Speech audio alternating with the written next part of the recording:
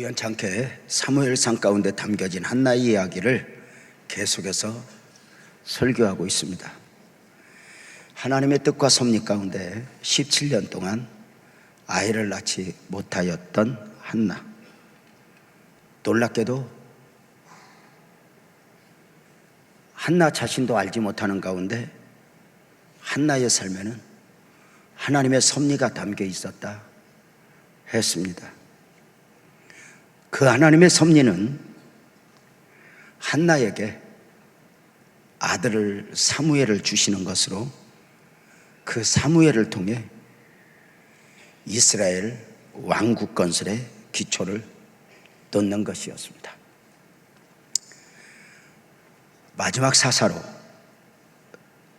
처음 선지자로 불리우게 될 사무엘을 통해서 말입니다.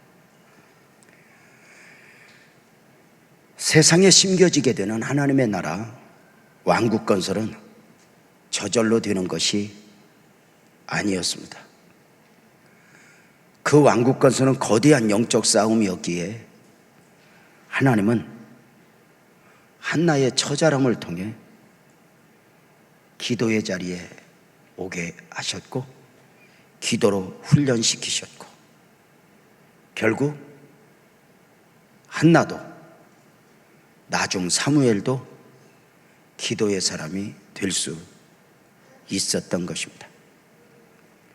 거대한 영적 싸움에서의 승리는 먼저 기도를 통해서 있어지는 것이었기 때문입니다. 잘 아시는 대로 한나가 처음부터 기도의 사람이었던 것은 아닙니다. 한나는 자신의 삶에 하나님의 섭리가 담겨진 것을 모르는 가운데 그저 눈물로 세월을 보내다가 결국 기도의 자리에 나오게 된 것입니다. 한나를 괴롭히던 분인나로 인한 고통에서 합력하여 선을 이루시는 하나님이 결국 당신의 방법대로 기도의 자리에 무릎을 꿇게 하셨다는 것입니다. 놀랍게도 한나의 고통은 17년이라는 시간을 채웠기 때문에 끝이 난 것이 아니라 기도의 자리에서 끝이 났습니다. 놀랍게도 기도는 모든 것의 새로운 시작이 될 수 있고 모든 것의 마무리가 될 수도 있습니다. 한나와 사무엘을 거대한 비전 가운데 우선 기도의 사람으로 만들어 가셨던 그 하나님은 저와 여러분 또한 우리 안에 우리 자신도 모르게 당신의 섭리를 담아두신 가운데 먼저 기도의 자리로 초대하고 기도로 훈련을 시킬 수가 있다는 것입니다. 바랄게는 오늘 이 밤 기도에 있어서 큰 승리자가 될 수 있기를 바라면서 기도가 주는 축복을 마음껏 누렸으면 좋겠습니다. 한나의 기도의 응답, 지난주에 말씀을 드렸지만 다시 확인합니다. 한나의 기도는 어떤 기도였습니까? 사무엘상 1장 10절에 보면 한나가 마음이 괴로워서 여호와께 기도하고 통곡했다라고 말합니다. 한나의 기도는 통곡하는 기도였는데 사실 이 통곡은 17년 동안 자식을 낳지 못하여 아들이 없음으로 고통 가운데서 있어진 통곡이 아니었습니다. 성경을 그냥 단순하게 보면 한나가 이렇게 힘들었으니까 이렇게 통곡하는 것이야 이렇게 생각하지만 아닙니다. 깊은 기도 가운데 놀랍게도 한나는 하나님의 면전에 서게 되었고 그 하나님의 거울 앞에 자신을 보며 비로소 자신의 죄와 허물을 회개하며 하는 통곡의 기도였습니다. 물론 시작은 자식이 없는 고통으로 인한 통곡일 수 있습니다. 그럼에도 결국은 끝까지 자식이 없음으로 인한 통곡이 아니라 그 기도의 색깔이 바뀌어 이제는 영적인 기도가 되니 바로 하나님 앞에 나 자신을 보면서 나 자신의 이 허물로 인한 통곡의 기도입니다. 깊이 기도가 들어가면 누구나 누리는 이런 경험들이 중요합니다. 야곱이 야복나루에서 에서의 문제로 기도합니다. 그의 기도의 내용은 뭐였을까요? 하나님, 에서가 우리 가족을 죽이려 합니다. 이 많은 가족을 이끌고 피할 수 있는 방법이 없습니다. 하나님, 에서로부터 우리 가족을 구해주세요. 에서로부터 나를 구해주세요. 그렇게 부르짖어 기도하는 가운데, 몸부림을 쳐 기도하는 가운데 기도에 깊이 들어가자 어느 순간 기도의 색깔이 바뀝니다. 에서 때문에 기도하는 것이 아니라 이제 이렇게 기도합니다. 나를 축복해 주세요. 나를 축복하지 않으면 내가 당신을 놓아드릴 수 없습니다. 이 축복은 바로 영적 축복의 갈망입니다. 비로소 기도의 색깔이 바뀌니 평생의 에서 때문에 에서로 인하여 힘들었다고 생각했던 야곱이 깊은 기도에 들어가는 순간 결국 나 자신을 힘들게 한 건 에서가 아니라 야곱 자신이었음을 깨닫고 하나님, 내 안에 당신의 섭리 가운데 나도 모르는 나, 하나님의 거대한 비전 이스라엘이 담겨 있음에도 내가 야곱으로 살았습니다. 하나님, 나를 축복해 주세요. 바로 이 기도입니다. 놀랍게도 한나의 통곡은, 다시 말씀을 드리지만,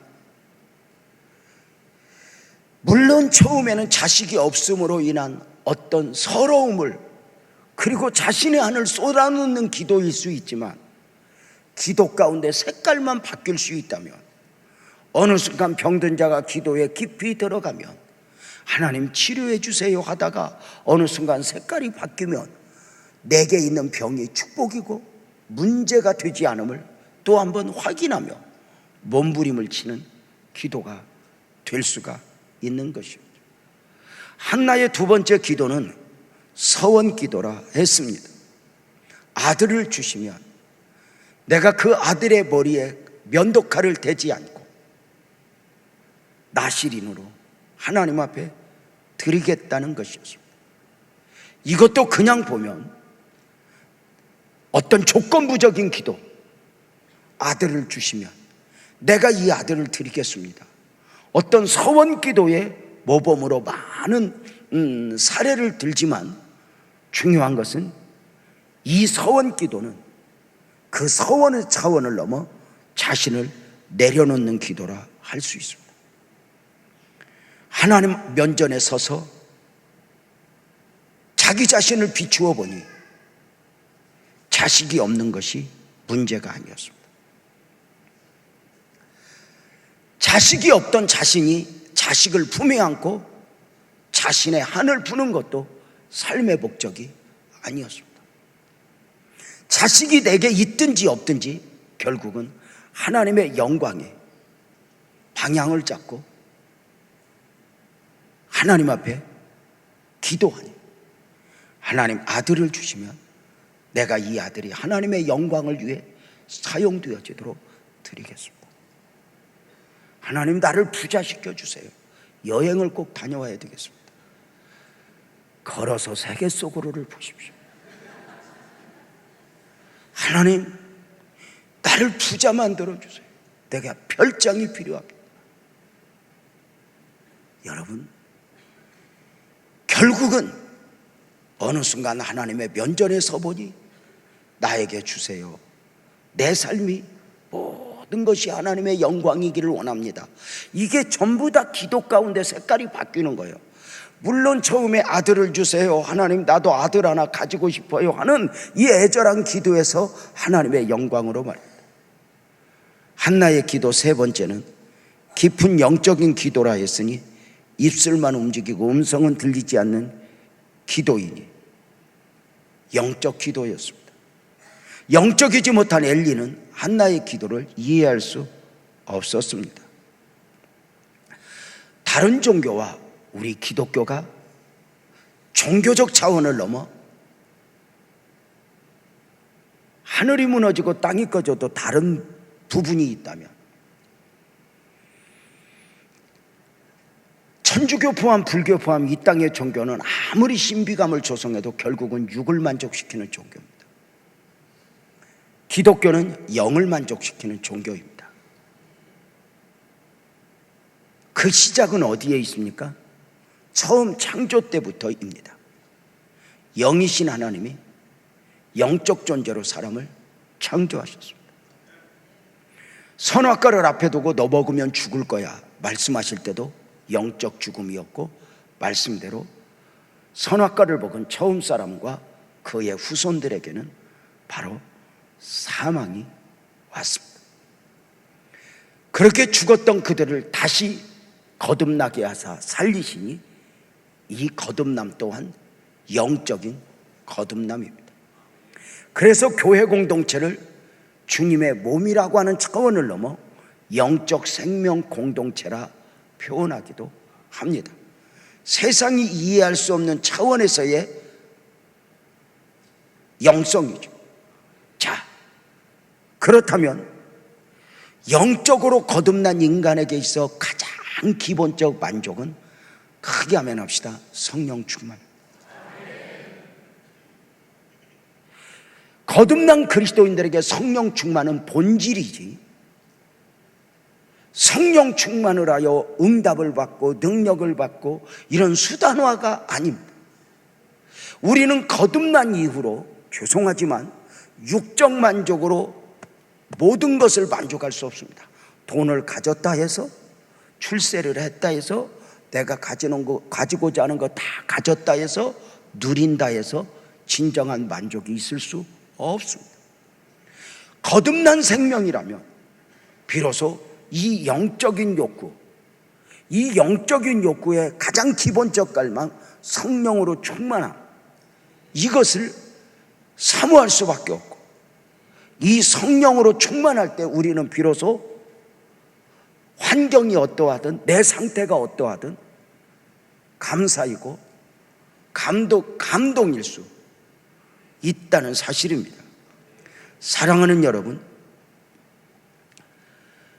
우리가 영육을 하나 함께 가지고 살아가는 사람으로서 우리가 물질적 필요, 어떤 육적 필요가 급하게 다가오는 것이면 틀림이 없음에도 불구하고 늘 말씀을 드리지만 육적 필요는 우선의 필요이지 본질적 필요는 아닙니다.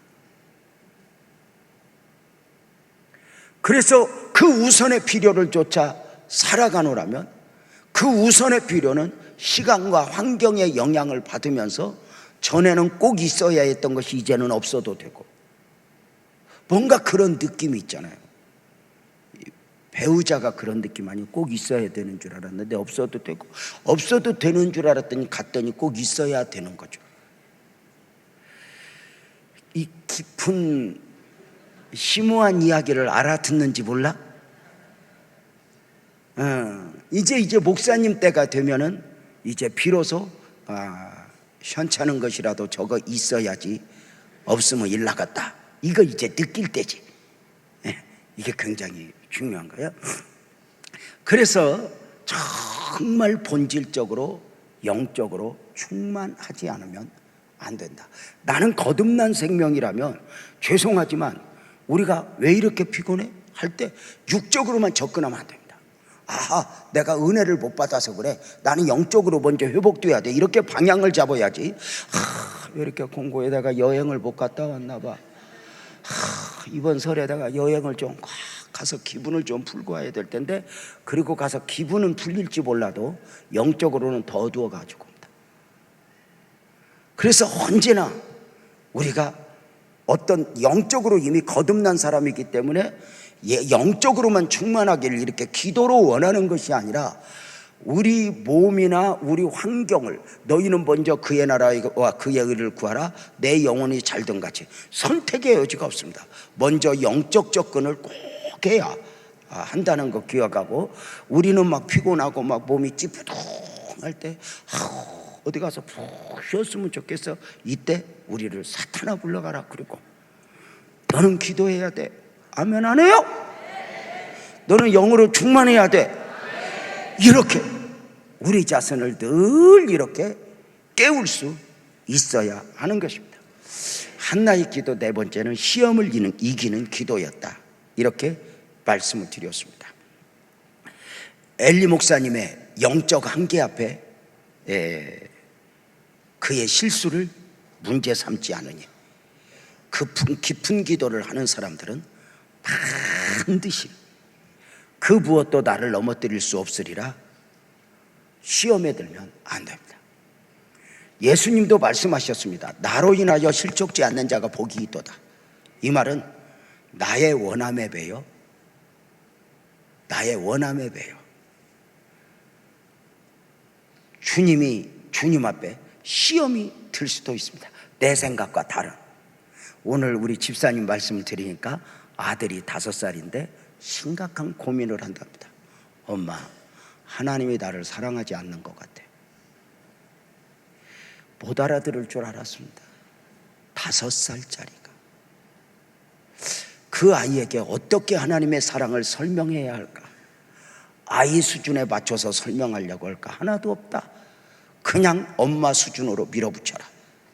굉장히 중요한 겁니다.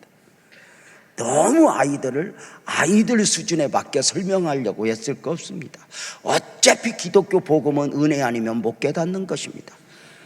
수준 있게 표현하고 품위 있게 표현해서 자신의 영적 한계를 느끼게 하며, 결국은 하나님의 은혜다. 사랑하는 여러분, 중요합니다. 우리가 신앙생활하면서 넘어야 할 고비 중에 하나가 누구나 거치는 주의종과의 갈등 구조입니다. 주의종과의 갈등 구조는 누구의 문제의 차원을 넘어 이 안에는 사탄의 장난이 담겨 있습니다. 주의종과 갈등 구조가 형성이 되면 10중 8구 손해는 성도가 봅니다. 왜냐하면 목사는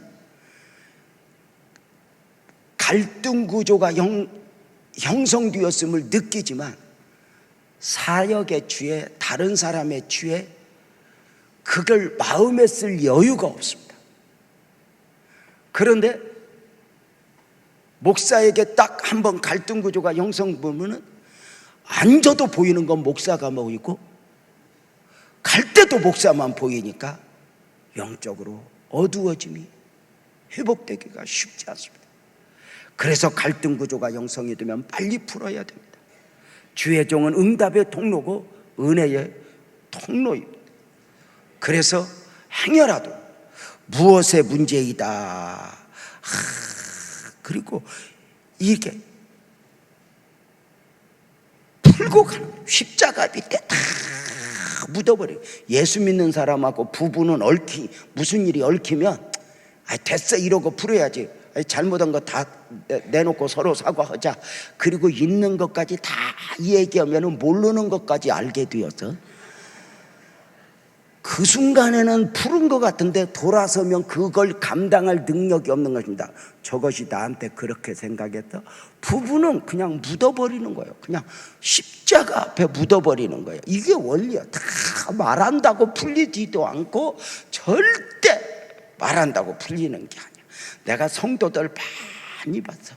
신혼여행 가서 이 덜 떨어진 놈이 와인을 한 잔 마시고는 자기야 나 깨끗하게 하고 싶어. 내가 사실은 여자가 있었어. 여기에 감동을 받고 여자가 나도 그랬어. 그랬다가는 그 도둑놈은 그걸 소화시킬 능력이 없어요. 여자는 시집 오기 전에 아기를 10명 낳았어도 안 넣어야 돼. 속이는 게 아니라 그의 한계를 인정하고 이제부터가 더 중요하니. 여러분, 이게 목사하고도 마찬가지예요. 부모와 자식 간에도 얽히면 말을 다 해서 푸는 게 아니에요. 그냥 덮는 거지. 목사도 마찬가지예요. 성도가 무슨 일이 얽히면 다 말을 하고 푸는 게 아니에요. 누가 잘했니 잘못했니 아니요. 그냥 십자가 앞에 다 묻어버리는 거예요. 그래서 찬송가 439장 1절에 보면 십자가로 가까이 나를 이끄시고 거기 흘린 보혈로 정케 하옵소서. 십자가 무한영광일세. 요단강을 건넌 후 영원한 시건네. 이게 다 묻어버리는 거예요. 백문일답 예수, 백문일답 십자가, 백문일답 말씀. 여러분, 절대 누구하고 얽혔을 때 다 서로 잘못한 거 얘기해봐. 그러면 안 돼. 다 십자가에 묻고 주님이 나를 덮어주셨던 것만큼 나도 그를 덮고 그도 나를 덮고 은혜로 가는 것이지. 다 같이 아멘. 은혜로 가는 것이지 다 십자가로 붙는 거야. 십자가로 다 붙는 거. 그래서 한나가 깊은 기도 가운데 응답을 받으니 응답의 원리 2단계로 바로 마음의 응답과 환경적 응답을 이야기했죠. 깊은 기도 가운데 주님을 만나니 먼저 마음의 응답이 있어지니 환경은 하나도 변하지 않았지만 사무엘상 1장 18절에 보면은 이르되 당신의 여종이 당신께 은혜 있기를 원하나이다 하고 가서 먹고 얼굴에 다시는 근심빛이 없었다. 아직 아이가 생기지 않았지만, 아직 환경은 변화가 없었지만 이상하리만큼 마음의 평안이 옵니다. 종종 기도 훈련을 시킬 때 물어요. 언제까지 기도해야 되느냐? 느낌이 있을 때까지 해라. 뭔가 영적인 느낌이 있을 때까지. 깊은 기도에 들어가면 우리가 생각하기, 상상하기 힘들 정도의 은혜들이 있으니 말입니다.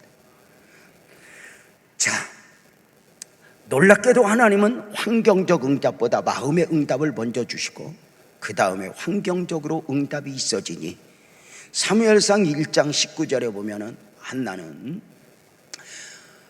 그들이 아침에 일찍 일어나 여호와 앞에 경배하고 돌아가 라마의 자기 집에 이르니라. 엘가나가 그의 한나와 동침하며 여호와께서 그를 생각하셨다. 그리고 한나가 임신하고 때가 이름에 아들을 낳아 사무엘이라 이름하였으니 내가 여호와께 그를 구하였다. 놀랍게도 비로소 한나는 17년 만에 아이를 품에 안았으니 마음의 응답에 이어 환경적으로 아이를 품게 된 것입니다.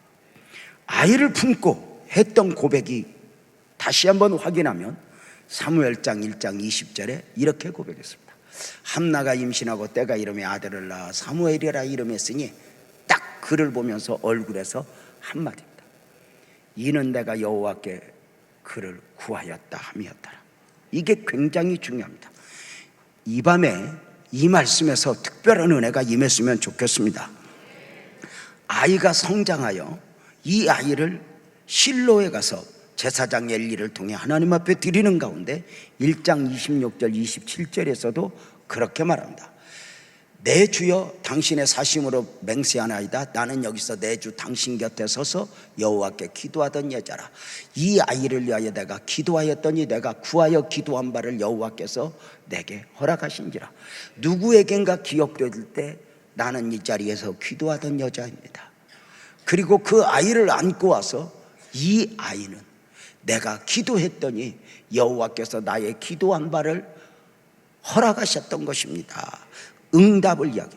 이것이 우리 그리스도인들은 범사에 할 수 있는 최고의 고백 중에 하나입니다. 내가 여호와께 그를 구하여 받았다, 기도하고 받았다는 것입니다.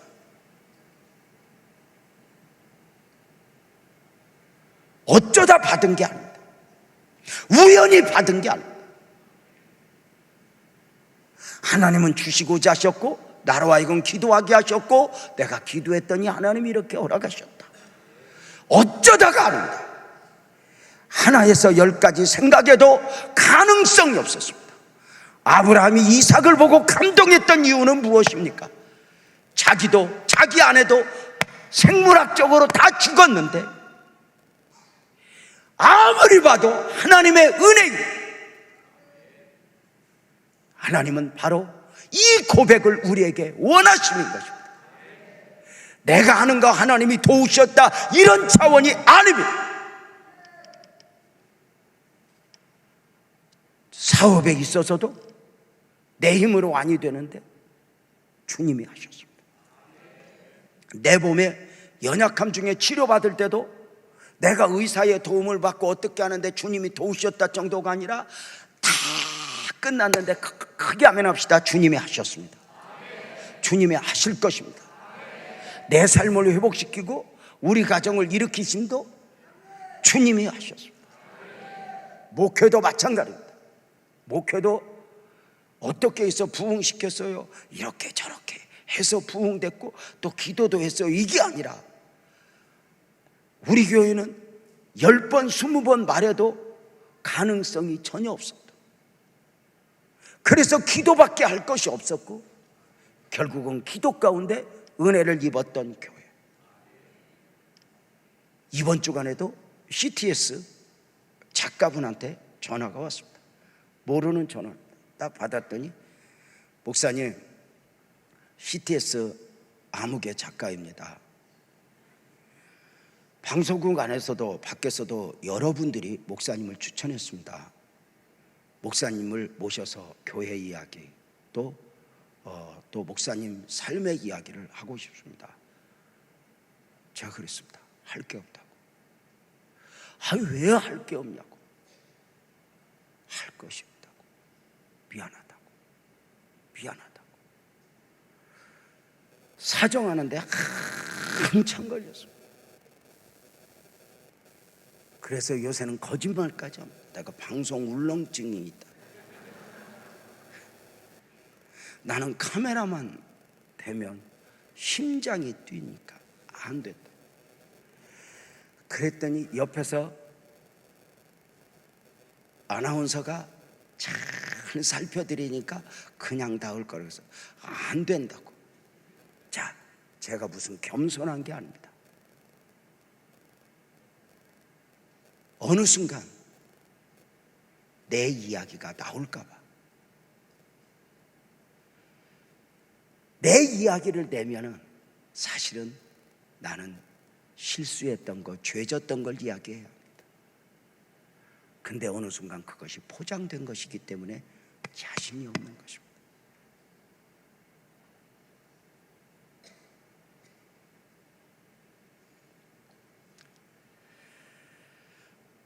이제 오늘 본문 2장에 나타난 한나의 기도 찬송을 좀 생각하는 시간을 가지려고 합니다. 말씀드린 대로 한나는 하나님의 은혜 가운데 아들 사무엘을 낳았습니다. 그 아들을 서원했던 대로 또 하나님 앞에 드리면서 한나가 소리 높여 찬송하니 오늘 본문 기도와 함께 드려진 찬송입니다. 기도가 찬송이고 찬송이 기도가 되었으니 험한 광야 인생길 고난을 통과하고 응답을 받은 사람, 축복을 받은 사람들의 영성이라 할 수 있습니다. 물론 긴긴 고난의 가정에서 그 한숨이 기도가 되기도 하지만 하나님의 결국을 본 후에는 그 기도가 찬송이 되고 찬송이 기도가 되는 것입니다. 찬송가 370장 주 안에 있는 나에게 딴 근심이 있으랴. 이 찬송이 많은 성도들에게 사랑받는 이유가 뭘까요? 찬송가 작사자가 자신의 삶으로 하나님을 경험한 노래이기 때문입니다. 1절 2절만 한번 해볼까요? 우리 반주 할래? 1절 2절만. 주 안에 있는 나에게. 원래 이거 그냥 해야 은혜가 되는데 반주.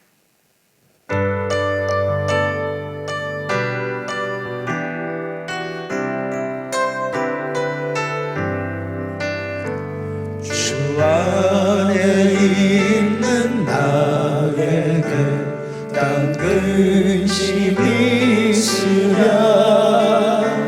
십자가 밑에 나가 내 짐을 풀었네. 주님을 찬송하면서 할렐루야 할렐루야. 내 앞길 멀고 험해도 나 주님만 따라가. 2절 그 두려움이 변하여 내 기도 되었고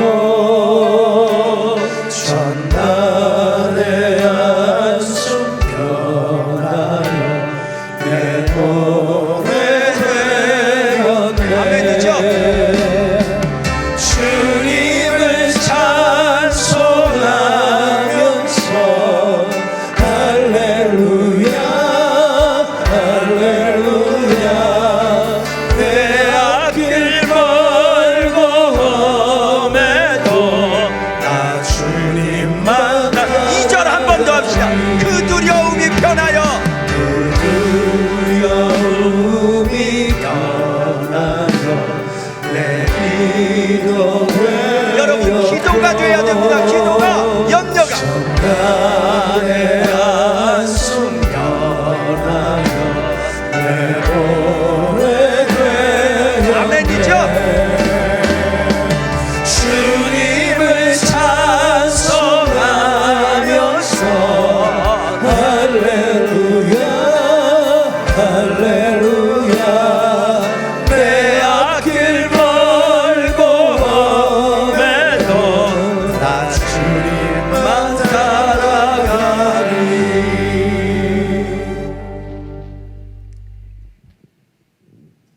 기도할 수 있다면 놀랍게도 한나의 기도 찬송을 세 단락으로 구분을 할 수 있는데 그 처음은 한나의 근심과 17년의 아픔이 즐거움과 기쁨으로 바뀌었다고 그는 크게 노래합니다. 사무엘상 2장 1절이에요. 한 목소리로 한번 읽읍시다. 시작. 한나가 기도하여 이르되 내 마음이 여호와로 말미암아 즐거워하며 내 뿔이 여호와로 말미암아 높아졌으며 내 입이 내 원수들을 향하여 크게 열렸으니 이는 내가 주의 구원으로 말미암아 기뻐한다라고 말합니다. 지금 사무엘을 하나님 앞에 드렸습니다. 자신의 모든 것을 하나님의 영광을 위하여 드린 것입니다.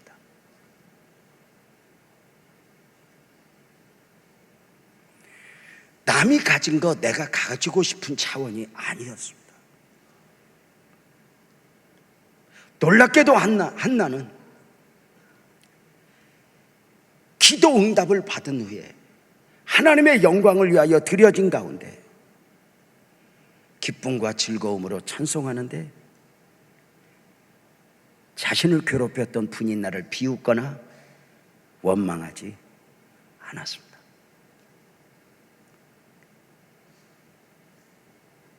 놀랍게도 내가 여호와로 말미암아 즐거워하며 이렇게 말합니다. 내가 물론 사무엘을 품에 안았던 것 이것도 내게 기쁨이었어. 그러네 하나님의 면전에 서서 하나님을 보니 내가 여호와로 말미암아 얻어지는 기쁨은 다른 그 어떤 것과 비교할 수 없었어.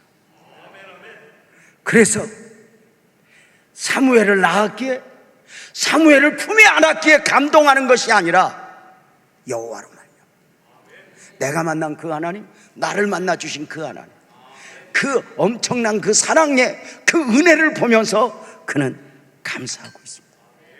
여러분 어때요? 우리를 평안하게 해주신 주님 감사할 수 있죠. 그것 때문에 감사하잖아요. 그러면 힘들면 다시 원망하게 돼요. 무슨 말인가 이해돼요? 내게 무엇을 주신 것 때문에 감사해요. 그러면 이거 다시 거두어가면 우리는 원망하게 돼요. 그런데 어느 순간 주신 이도 여호와시오 거두신 이도 여호와시오. 어느 순간 내가 필요를 구하며 하나님 나도 자식을 하나 낳고 싶어요 애절하게 호소했는데 그 기도 가운데 주님 앞에 서보니 무엇을 주셨기에가 아니라 그 이상에 계시는 여호와로 말미암아 기뻐하며 여호와로 말미암아 즐거워하는 이 놀라운 모습을 향하는 것입니다. 다시 말씀을 드립니다. 그 하나님의 은혜를 딱 품에 안고 보니 응답을 받은 후에, 은혜를 받은 후에 그 하나님을 향하여 마음을 고정시키니 자신을 힘들게 했던 사람을 묵상할 필요가 없는 것이었습니다.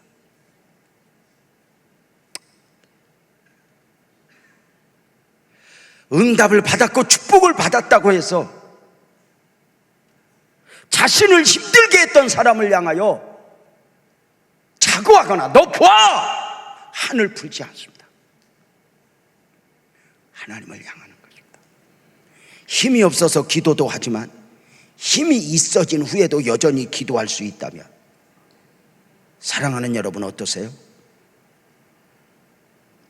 하나님에 대한 분명한 자기 확신이 있으면 나를 누가 힘들게 한다 해도 매일 필요가 없으면 합력하여 선을 이루시는 하나님을 믿기 때문입니다.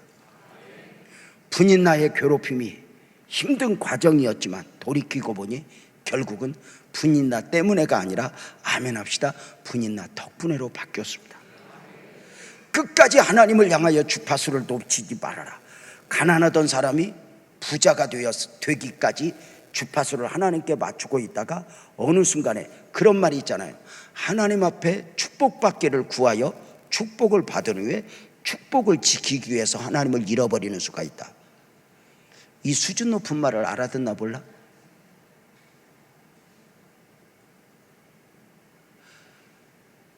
하나님 앞에 은혜를 구했다가 은혜를 입은 후에 은혜 입은 걸 지키기 위해서 하나님이 멀어져 버리는, 참 우리가 중요한데 끝까지 하나님에게 주파수를 놓지 않는 대표적인 인물은 아마도 다윗을 말할 수 있을 것 같아요. 사울에게 수많은 세월에 쫓김을 당할 때 힘이 없어서도 쫓김을 당했지만 나중에 힘이 있어진 후에도 사울을 해하지 않습니다. 그러면 사울은 기름 부음 받은 자만이어서 그러나 아니요. 여러분, 우리 예수 믿는 사람은 강한 사람에게는 그저 어떤 명분 아래 신앙생활을 하면 목사에게 잘하는 건 중요해요. 그러나 목사에게 잘하고 다른 사람에게 함부로 하면 그것도 잘못된 겁니다. 여기에 차별이 있어서는 안 됩니다. 다윗은 기름 부음을 받은 사울만이 아니었습니다. 자신을 저주하는 심의의 문제도 자신의 힘으로 해결하지 않았습니다. 사무엘상 16장에 보면 압살롬의 배반으로, 아들 압살롬의 배반으로 이렇게 쫓겨 도망하고 있을 때 사울 계통의 시므이가 저주를 퍼붓습니다. 비루한 자여 사악한 자여 가거라 가거라. 사울의 피가 네 머리에 돌아왔구나. 사울을 죽이고 너만 멀쩡할 줄 알았느냐 이놈아. 막 그럴 때 옆에서 따르던 아비새 장군이 왕이 안 되겠습니다. 내가 가서 저는 목을 쳐야겠습니다. 저거 한 주먹감도 안 되는 것들이 자꾸 저러니 안 되겠습니다. 손 좀 봐줍시다. 이때 다윗이 이렇게 말합니다. 두 가지. 하나는 놔둬라. 아들도 그러는데 쟤는 오죽하겠냐. 두 번째 이렇게 말합니다. 놔둬라. 하나님이 시킨지 어떻게 하냐. 그렇게 말합니다. 하나님이 시킨지 어떻게 하냐. 하나님이 얼마나 놀랬겠어요. 저는 왜 나한테 덤태기 씌우냐고. 그러면서 다윗이 믿음의 고백을 했던 것이 사무엘하 16장 12절입니다. 혹시 여호와께서 나의 원통함을 감찰하시리니 오늘 그 저주 때문에 여호와께서 선으로 내게 갚아주시리라. 그러니까 누가 나를 저주할 때, 힘들게 할 때 믿음을 보이는, 해결이 아니라 믿음을 보이는 거예요. 여러분, 우리 예수 믿는 사람은 아무리 잘해도 해결되어도 믿음에서 무너지면 해결된 게 아닙니다.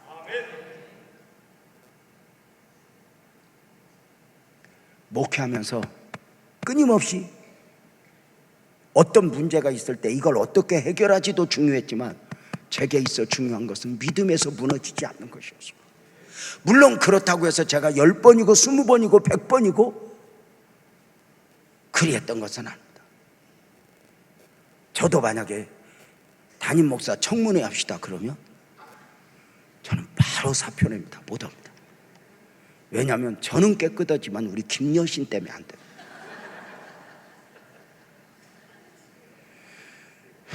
김여신이 흠이 너무 많기 때문에 아내를 나는 보호해야 될 의무가 있어요. 저뭐 동의하지 않는 바인데 이번에도 오늘 청문회 하는 거 조국 청문회 보니까 잠깐 봤는데 나는 조국 딸이 법무부 장관 되는 줄 알았습니다. 자, 중요한 것은 하나님이 갚아주실 거야. 이걸 딱 믿는 거야. 그래서 억울하냐? 저금해라. 누가 다 오해했냐? 저금해라. 그리고 그걸로 하나님을 바라보면서 믿음을 보여라. 그 하나님의 은혜가 얼마나 큰가. 그래서 그 합력하여 선을 이루시는 하나님의 은혜를 믿고 한나가 그 2장 1절에서 그렇게 했잖아요. 우리 다시 한번 2장 1절 한번 읽어봐요. 시작. 한나가 기도하여 이르되 내 마음이 여호와로 말미암아 즐거우며 내 뿔이 여호와로 말미암아 높아졌으며 내 이불이 원수들을 향하여 크게 열렸어요. 이는 내가 주의 구원으로 말미암아. 자, 여기서 주목해야 할 말씀은 제가 이 부분을 좀 설교하고 싶어요. 내 입이 원수들을 향하여 크게 열렸으니 이렇게 말합니다. 여러분, 이게 어떤 의미일까요? 한나는 아들을 낳음으로 즐거움을 얻고 뿔이 높아졌고 입이 열렸다 합니다. 근데 그것만일까? 아들을 낳았기 때문에 이미 그 차원은 아닙니다. 예수를 모르는 사람들, 하나님을 모르는 사람들이 기뻐하고 젖어드는 그 차원이 아닙니다. 이미 넘었었습니다. 한나가 그동안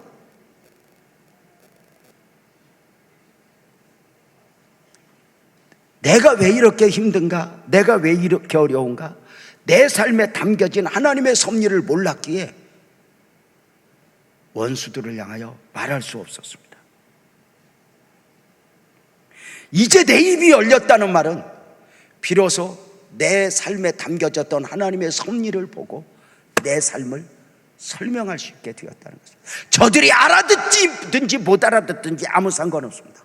비로소 내 삶은 해답을 얻었습니다. 내 삶에 담겨진 하나님의 섭리를 그는 보아버렸습니다. 그리고 믿어버렸습니다. 사랑하는 여러분, 이것이 한나에게 가장 큰 섭리였습니다. 아들 하나 나왔다는 차원이 아닙니다. 내 삶에 담겨진 하나님의 섭리를 비로소 내가 왜 이렇게 그동안 힘들었는지, 왜 그렇게 울었는지 내가 설명할 수 있게 되었다는 것입니다. 아니, 내가 설명을 하든 못하든 누군가가 알아듣든 못 알아듣든 내 안에서, 믿음 안에서 비로소 지난 17년간 아팠던 아픔에 대하여 정리가 되었던 것입니다. 나는 이런 은혜가 여러분 모두에게 있어지기를 주님의 이름으로 축복합니다. 여러분, 요셉이 22년 만에 자신을 노예로 팔았던, 죽이려 했던 형제들을 만나서 창세기 45장 5절에 고백했던 바가 무엇입니까? 당신들이 나를 이곳에 팔았다고 하시면 근심하지 마소서, 한탄하지 마소서. 하나님이 생명을 구원하시려고 나를 당신들 앞에 보내셨습니다. 이것은 지난 22년 동안 요셉의 삶의 해답을 한마디로 표현한 것입니다. 그동안은 내가 꿈을 꾸고 하나님의 섭리가 내 삶에 담겨졌었는데 왜 울어야 했는지, 아파야 했는지 몰랐습니다. 그러나 자신의 삶에 대하여 비로소 해답을 얻었습니다. 생명을 구원하시는 것. 추석 쇠고 오면 이 설교를 다시 하도록 하겠습니다. 사랑하는 여러분, 어때요? 내 입이 열렸다. 내 입이 열렸다. 비로소 내 자신의 삶에 담겨졌던 하나님의 섭리를, 내 삶을 이제 내 안에서 이해하고, 욥이 이 과정까지가 바로 욥기서 42장까지 갔던 이유입니다. 왜요? 내가 왜 병에 걸려야 되고 왜 이렇게 고난받아야 돼 했던 그가 어느 순간 그걸 다 수용합니다. 내 입이 크게 열렸다. 이 부분이 얼마나 좋았는지. 여러분, 우리 빛나교회가 지난 30년 오는 동안 어느 순간 입을 닫아야 할 때가 있었습니다. 너무 힘든 일이 겹쳐서 오는 가운데 세상은 여러 가지로 비방 내지는 판단했지만 그 안에서 어떤 말로도 내가 설명할 수 없었습니다. 그런데 어느 순간 그 고난을 딛고 일어서게 하신 하나님, 입을 열었다, 말을 해서가 아닙니다. 적어도 그 아픔 가운데 선을 이루신 하나님이 입을 열어 찬송받으실 하나님. 여러분, 인내해야 될 이유가 있지 않겠습니까? 아무리 힘들어도 여러분, 사람이 힘들 때 있잖아요. 왜 힘드냐면 내 힘든 걸 다른 사람한테 설명하려니까 더 힘들어. 그냥 괜찮아, 나 혼자는 어느 정도. 이 수준 있는 말을 알아듣나 몰라? 그냥 나 힘든 건 괜찮은데 왜 힘든가를 설명하려니까 더 힘든다니까.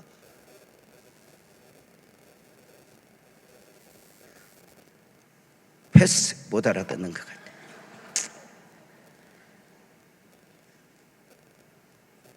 그래서 어느 순간 입을 닫아.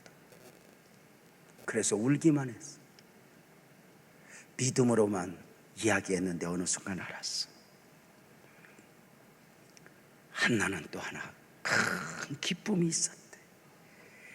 결국은 한나의 가장 큰 기쁨은 뭐였을까? 사무엘상 2장 1절에 보면 내가 주의 구원으로 말미암아 기뻐합니다. 여러분, 우리가 잘못하면 사무엘에게 너무 배워요. 사무엘을 하나님 앞에 드려버리고 지금 하는 기도 찬송이에요. 한나의 기쁨은 아들로 인해서 기도를 시작하면서 아들로 인한 즐거움도 있었겠지만 그에게 있어 가장 큰 기쁨은 바로 구원이었어. 하나님의 면전에 섰었고 그 하나님 앞에서 나를 보아서 통곡하며 울었고 사죄의 기쁨, 그 은혜, 이걸 맛보았죠. 구원받은 자로서의 고백이니 이 한나가 고백했던 주의 구원은 비슈 아데카라고 하는 히브리어 원어,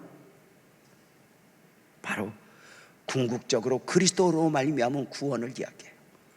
응답이 아니에요. 바로 영적인 구원이에요.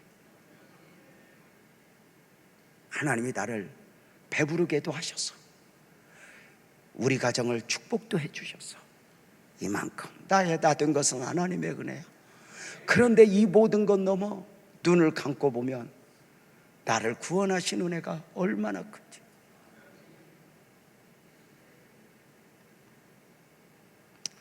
그 사랑을 내가 깨달으며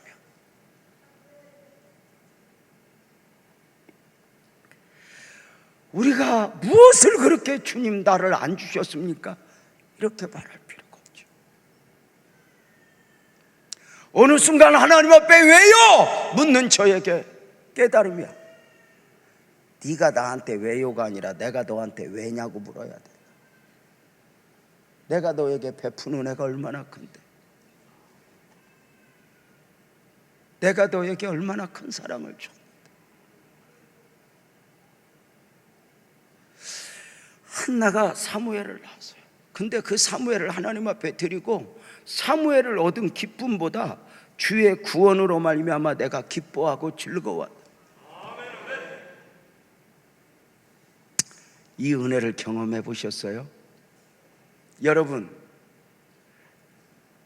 자동차를 사서 감사하고 집을 사서 감사하고 병을 치료해 줌도 감사이지만 어느 날 다 내려놓고 내가 어쩌다 예수를 알았지? 내가 어쩌다 구원을 받았지?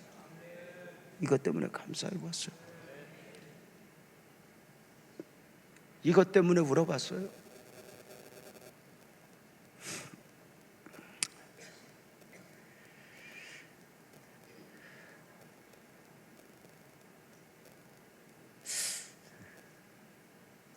기도 찬송 가운데 고백되어지는 두 번째 단락은 바로 2절에서 8절에 나오는 하나님에 대한 고백이에요.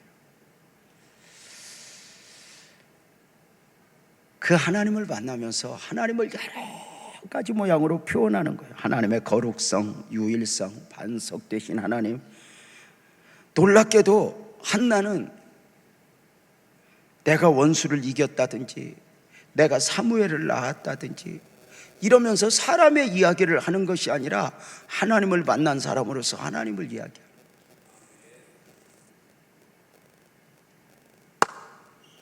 하나님을 만난 사람으로서.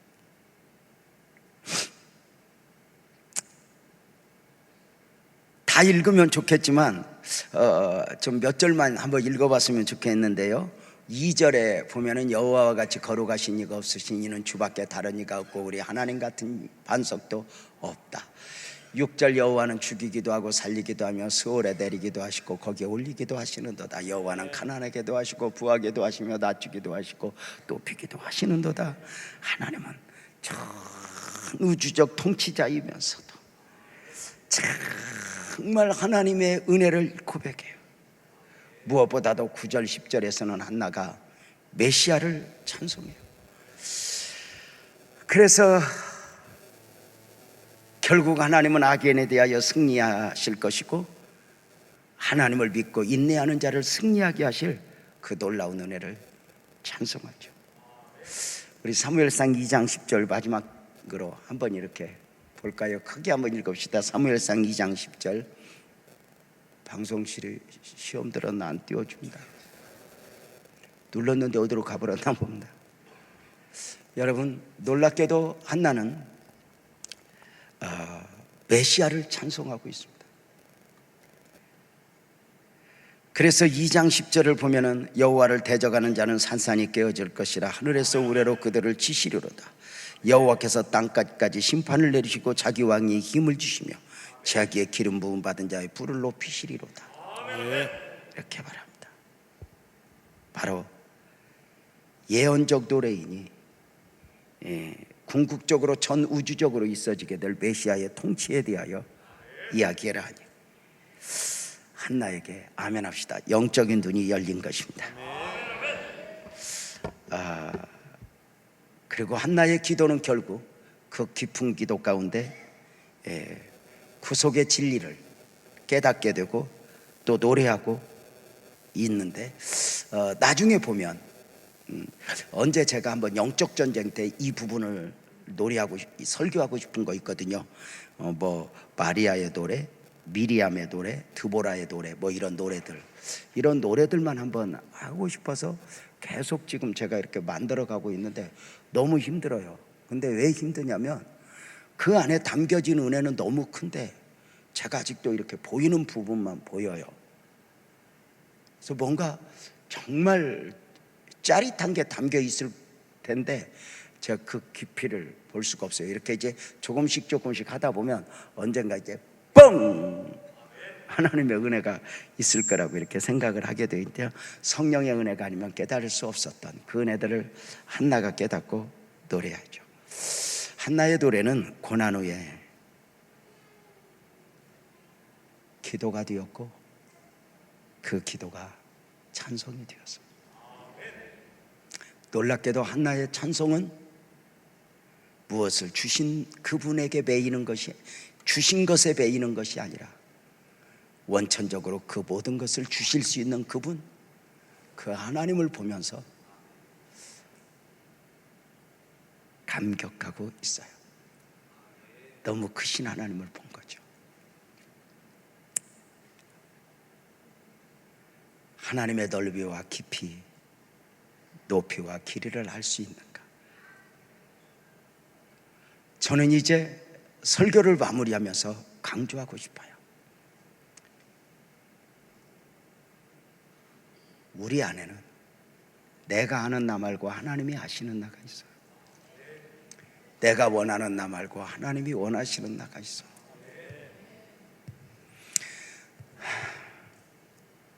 하나님은 내 삶에 당신의 섭리를 담아두시고 그것이 크든 작든 아무 상관없어요. 그리고 내 눈물, 아픔을 통하여 우리를 초대하시면서 하나님의 원하심은 딱 하나예요. 크게 하면 합시다. 내 앞에서 하나님이 커지는 거예요. 내 앞에서 하나님이 분명해지는 거예요. 그래서 그 하나님이 오늘도 내 삶에 당신의 섭리를 담아두시고 한나를 기도의 자리에 초대하듯 기도할 수밖에 없는 나로, 그리고 어느 순간 그 눈을 여시니 아들을 주셔서 원수에게 할 말이 있어서 사람이 아니라 그 이상의 하나님의 은혜를 보면서 감격하는 한나를 우리 사랑하는 성도님들에게 소개하면서 오늘은 그 아주 그냥 간단한 찬송인데요. 내 하나님은 크고 힘있고 등이 있어, 이 찬송을 하고 싶더라고요. 우리 이 찬송 한번 하고 또 찬송하면서 이제 기도의 마음 다스리려고 그래요. 우리 찬송합시다. 내 하나님.